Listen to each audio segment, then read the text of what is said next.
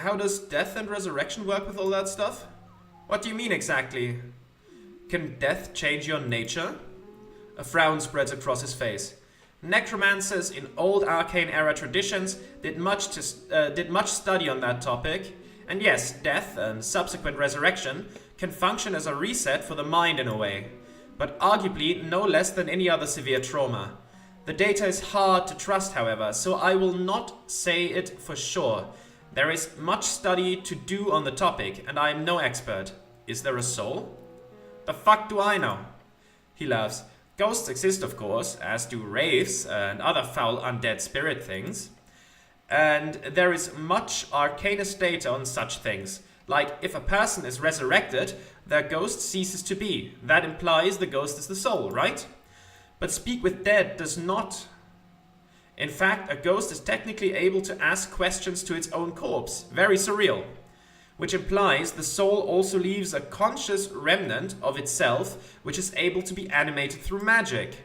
And if a person is resurrected, even after very long periods of time, they will have no memory of their time as a free soul. Thus, there is evidence that the soul is not so much your personhood, that shit is all up in the brain from what we can see, but rather some type of divine spark, like a power source, that wants to be one with the universe, or your god. The Lich is specifically a creature who consumes these so-called souls for their own gain, which is not very common. Destruction of that magical spark is of course a horrible crime of metaphysical levels, since resurrection, rebirth, or unity with one's god is impossible at that point. But then again, back in the day, it used to be common for mortals to sell their souls to various devils or aberrations.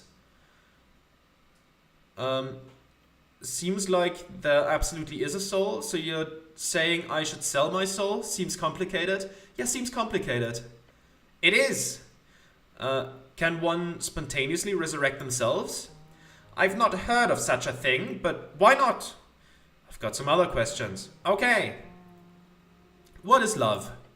Love? He lets out a frustrated groan. Pure calamity. Deadly and destructive. Its nature is just perverted and foul. Because it is a complete surrender without idealization. To love is to accept without proof or demand or conditions. This complete surrender to another. Ridiculously risky. Do you know a lot about love? Sure I do. My wife would certainly attest to it, despite my horrid nature. And the familiar love is close to my heart as well. My 2 boys are my most prized works. You have a wife and kids? Yes, but nothing we need to talk about. Private life is private and so on, he says with a laugh. He does not wish to speak about this, not one bit. His personal life leaves a twinge of pain in the crease of his eyes every time he thinks of it. So I shouldn't love? But it's worth it, right? Yeah, fuck love, give him a fist bump. But it's worth it, right? Worth it? He slaps his knee. Then he takes a breath, calming himself down for the punchline. Love is a completely unpredictable and dangerous encounter, and I have yet to meet a sentient folk which is not afflicted by it. And interestingly enough, I see no difference. It is universal. It is universal. Elf love, halfling love, devil love. True love is always irrational. It is finding the perfect inside of the imperfect and falling entirely into it, swallowed by it. Some folk might act it out in different ways, depending on their communal nature or biological urges. But if you are one of the few who do not need it, good. Be happy. Okay.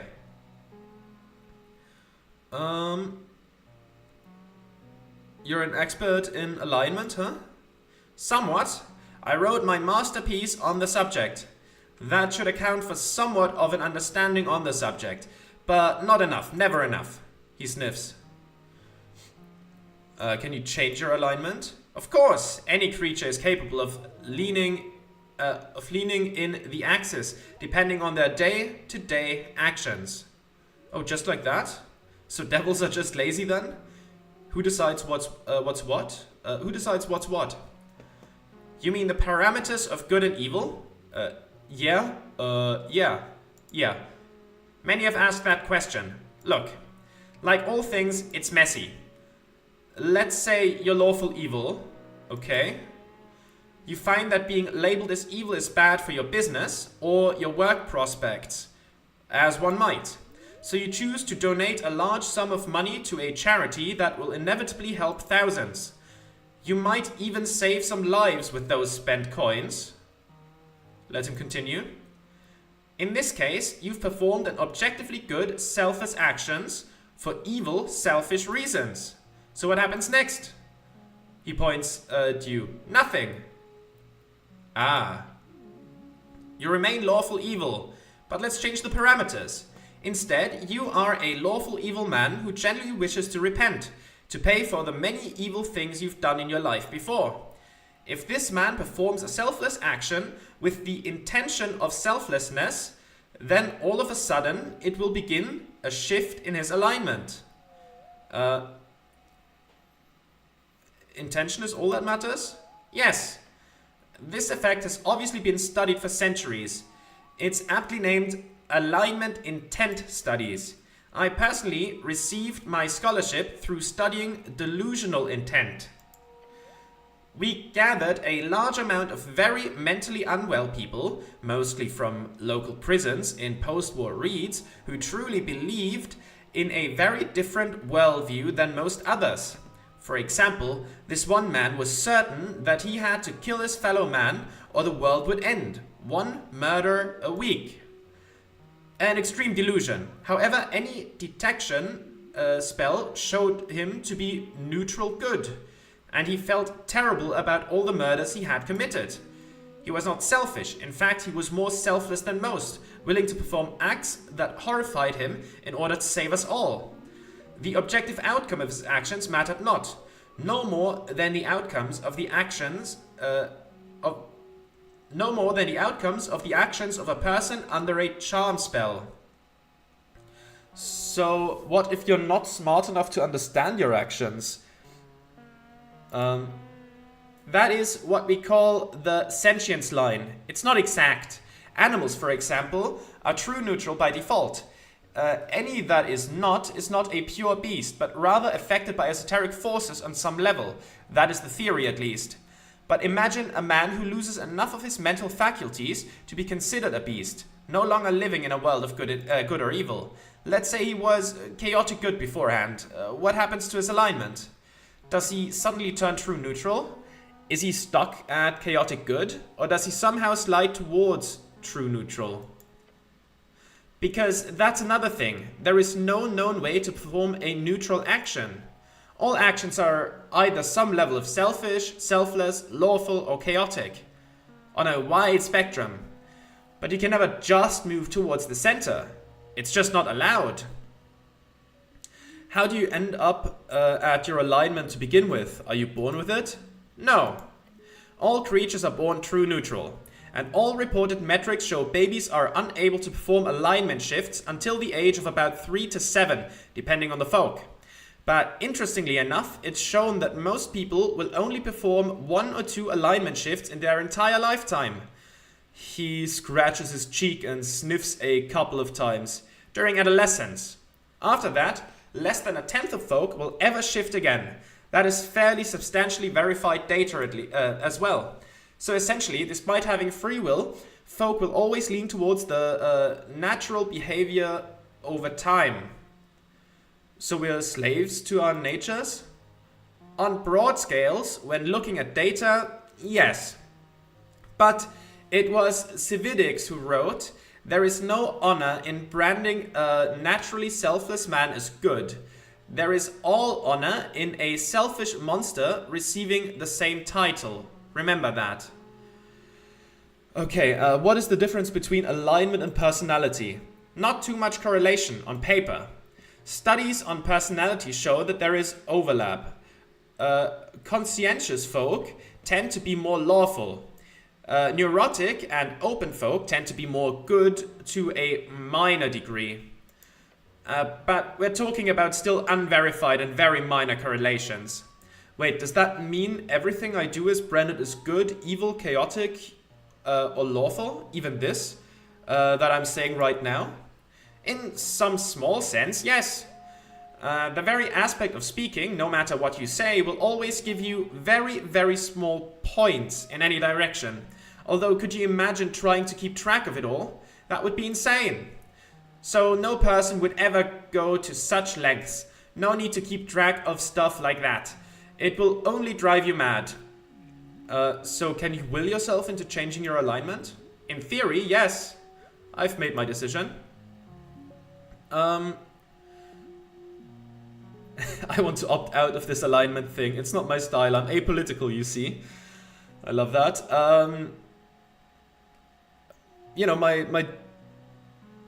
I go back to the D&D characters that I have. One hasn't started yet. The campaign is going to start hopefully somewhat soon. But I tend to play either neutral good or chaotic good. I think my sorcerer, my warlock definitely started neutral good, but while losing his mind because of the eldritch horror that he's tied to, he's maybe sliding a bit more chaotic. While my monk that I built is probably gonna stay neutral. I think I'm gonna go with neutral good. I want to be neutral good. That is not how it works, cleric. You'd have to be incredibly deluded, and I mean an absolute living in your own world, mentally unstable, in order to simply decide what your alignment were and actually get an outcome from it. But I suppose it can't hurt. Good luck being... Sorry, what did you choose again? It was, yes. Makes more sense to focus on yourself without being constricted by the rules. Chaotic then, perhaps chaotic evil. Maybe don't say that out loud though. Neutral. Neutral good. That is what keeps your innards from cramping at night. To know you are not a burden upon the world. Chaotic good, says wisdom. Your heart tells you clearly, every day, you don't live for you. You live for others, against all these structural horrors the world has brought up around you. I'm gonna say neutral good. Right, good. Neutrally so.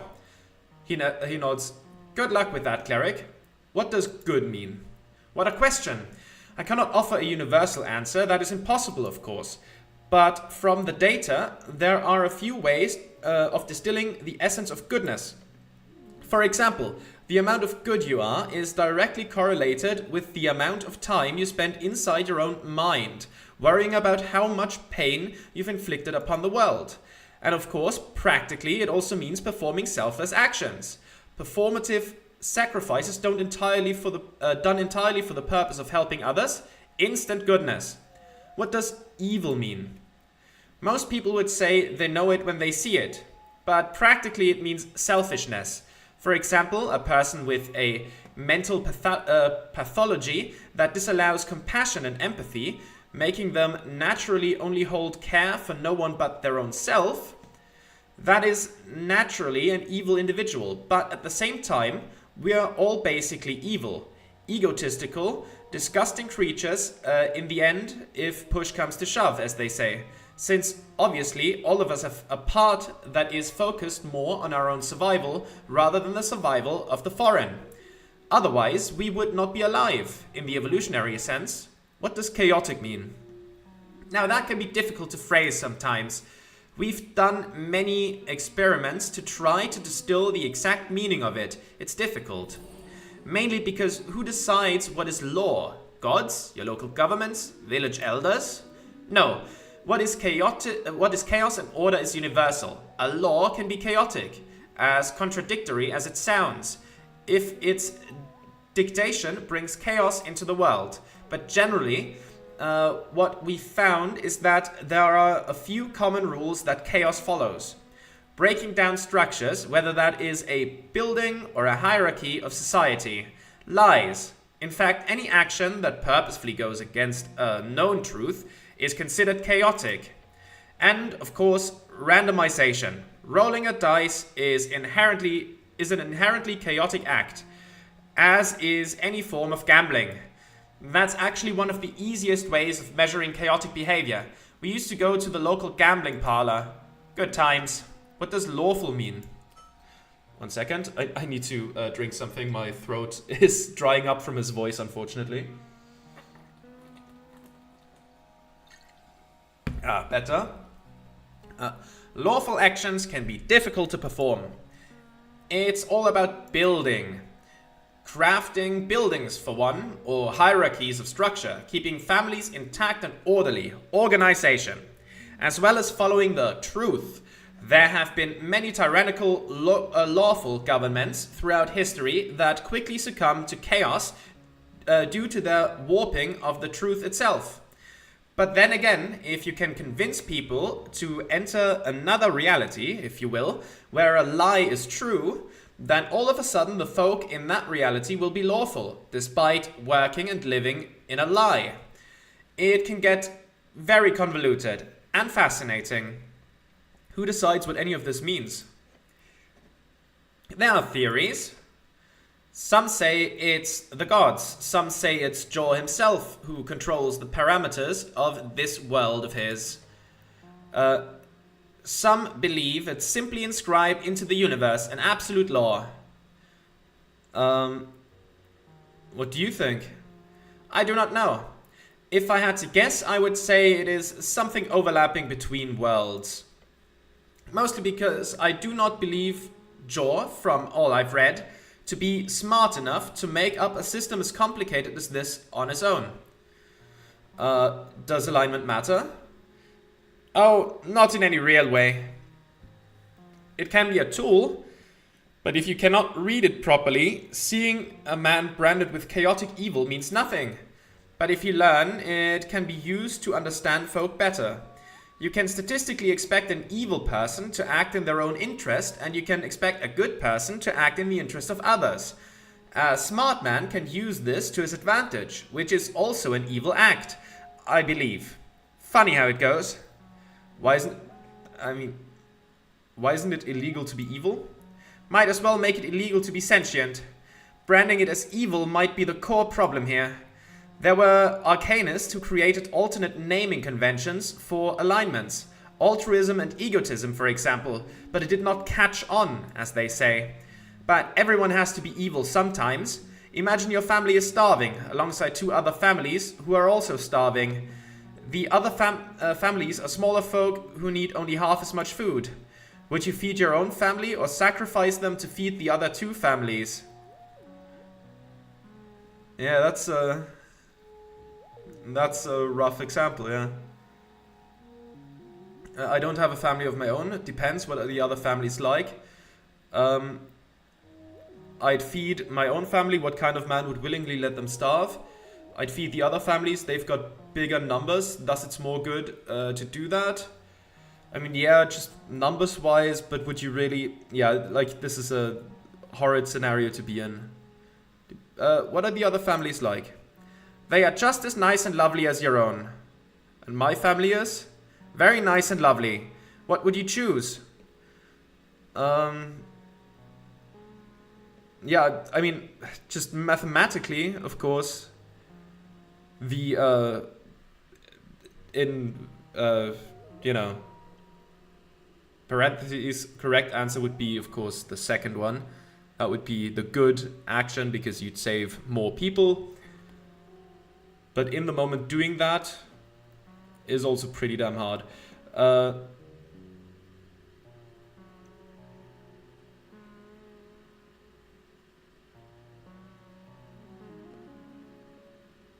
What would the cleric do? I don't know. I don't know what the cleric would do.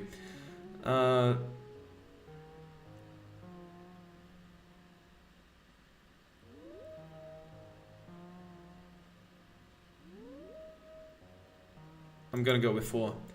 Numbers. Yes, yes. The arcanists held a similar view. But what exactly is objectively considered in alignment terms in this scenario? Is it selfish to care for your own people before others? Has it more to do with the exact number of people who live or die, suffer or prosper, in a purely utilitarian perspective? These questions have all been asked before and have arguably been answered. From what we can see, especially looking at the data collected from horrendously unethical experiments performed by arcanist scholars, it is just about intention. If a man chooses to focus on his own family, but feels really bad about the other starving families, then he will be more good than another man who does not think of the others suffering at all. The proximity rule states that the emotional distance between yourself and the target determines the level of selfishness. If you sacrifice your life to protect your family, that's more selfish than if you sacrifice your life for a stranger. The latter is more good. So in the end, a genuinely selfish person will always have a much easier time being branded with good than a naturally selfish one. He scratches his hairy eyebrows simultaneously. By the gods, I talk too much. Make me stop. That's all about alignment for now. Okay, good. I want to inquire about this folk spirit. Imagine, if you will, the origin of our stories. Just keep quiet and let him rant. As sentient folk, we clearly have the base ability to come up with random ideas and turn them into emotionally resonant tales. Tales that explore the condition of life itself and make us feel many things. But an interesting thing happens if one were to study the core parts of these stories. That even if we look at stories crafted in entirely different bands, separate isolated tribes, or even in worlds outside Jor itself, there's overlap. Should I just let him speak? Just repeat the last thing he said. That'll make you sound smart. Overlap? Indeed. Humans who live in the remote mountains of Im have the same repeated tropes in their foundational myths as humans in reeds. Same for halflings. The Stormbloods of Kargamesh have the same variations as my people in Fortnip, despite being separated in esoteric evolution by at least 10 millennia. It's as if every folk is haunted by a spirit, like an unconscious collective dream of concepts and ideas that follow us, even when those separate folk originate from entirely different worlds. Could you imagine? Two folk arrive through two separate gates of Jor. They are alien to one another, culturally, spiritually, biologically, yet they share those core myths. That is what I'm studying. That is very interesting, isn't it? Most importantly, it's provable. A unified soul of a people. What happens upon merger? What happens when two folk types merge? Ah, yes. He lifts a finger. No clue. He's honest. It is even harder to pinpoint due to the nature of merging cultures. In cases like humans and dwarves here in Norvik, there's more data, but not enough to say anything of note. But it seems to me like the folk spirit remains pure in a sense, in one direction or the other. For example, humans can obviously reproduce with dwarves, but the offspring is always, aesthetically and biologically speaking, very human, which does not make sense biologically. We are scientifically speaking different species. Dogs do not breed with cats, do they? The same effect can be seen in most functional folk mix breeding. Logically, it should not be. Evolutionary adaptation dictates the creation of a mixture, not a one-sided creature. So it is theorized to be some type of powerful esoteric effect that allows this reproduction to take place. In the scholarly community, we call the OSO effect, one-sided offspring. So one side is always dominant, huh? You know a lot about this topic, huh? But doesn't that mean the dwarves would eventually stop existing in Norvik and just become human? That is a good question. If two people live alongside one another for a long enough time and they reproduce with one another equally, but the offspring are all aesthetically human, then yes, eventually there would only be one people, and it would be people who look like human. However, there is a big factor in charge here. That is the elusive and enticing topic of mating preference. There is not much proven data I can point to, but if you allow me to speculate, then I would say only a minority of the population of any tribe will ever have a strict preference for mating outside of that tribe. Without a basic assumption like that, I do not believe the tribe itself would remain intact enough for civilization to emerge. So in the case of dwarves in Norway, I do not believe the two tribes can ever truly merge. Cooperate? Yes. Cohabitate? Of course. Even mingle and date and crossbreed? Absolutely. Why not? But merge? No, impossible. Of course, this assumption ignores the OSO effect, so it feels a bit crackpotty. Take it as you wish. So one side is always dominant, huh? Not biologically speaking, but esoterically? Yes, objectively so. There's a list of this hierarchy in some textbook, but it's a pretty taboo topic, as you might imagine. You know a lot about this topic, huh? Once again, I'm afraid this is all coming from experiments performed by arcanists, horrifically so. And you think the folk spirit follows the one-sided offspring?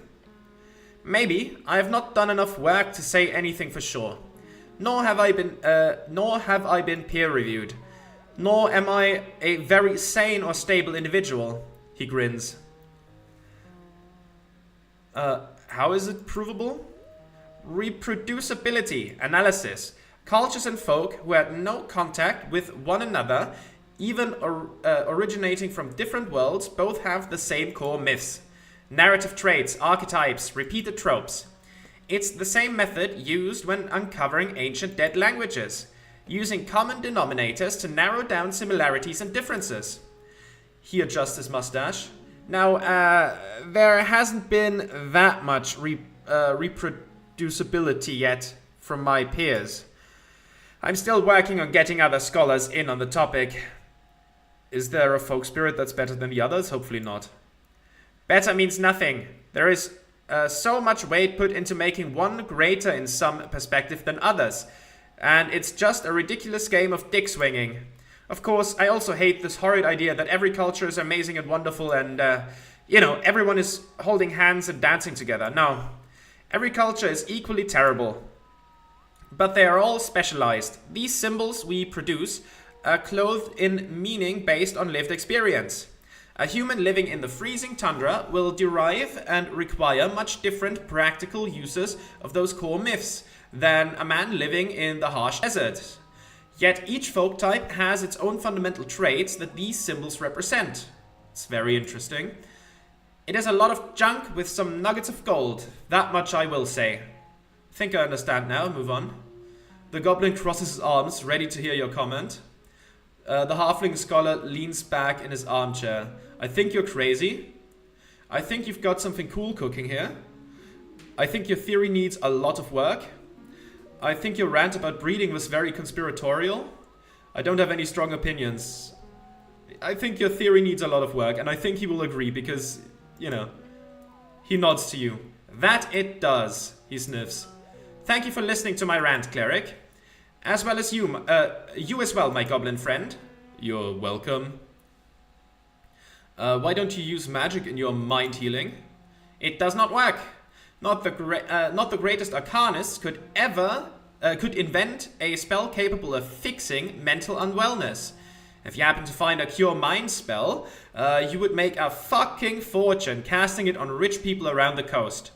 Although just the thought of such magic gives me a sort of ontological nightmare. What does it mean to have a cured mind? Did Jor or some outside god at some point decide what constitutes a wound of the mind? In the same way suffering is used to heal wounds of the physical. In the same way suffering is used to heal wounds of the physical. Suffering? Yes. When you heal a person, magic itself targets the source of pain as a sort of bullseye for reverting any harm, no matter the source or specific biology of the person. But what if one suffers from night terrors caused by some horrors of the past? Should a mind heal spell remove your ability to have night terrors? Or should it remove the traumatic source from your memory? Or simply lessen your mental ability of neuroticism? Could the latter lead to a society without neurotic people? Would that also dampen other fears? What would Jor consider to be a good level of negative thoughts? It sends my mind spinning. No negativity should be allowed. Everyone should just be happy. The world inside each mind needs to be diverse with both good and ill. There's a reason why that spell does not exist then. Yeah, but with both good and ill. I agree. The most neurotic people might be somewhat tortured, yes, but they are also some of our greatest thinkers and philosophers, perhaps even partially due to that internal pain. The halfling leans back in the chair. No, the mind requires another method, one I and many others are attempting to untangle. We will see if any of us are even remotely successful in this brain bullshit.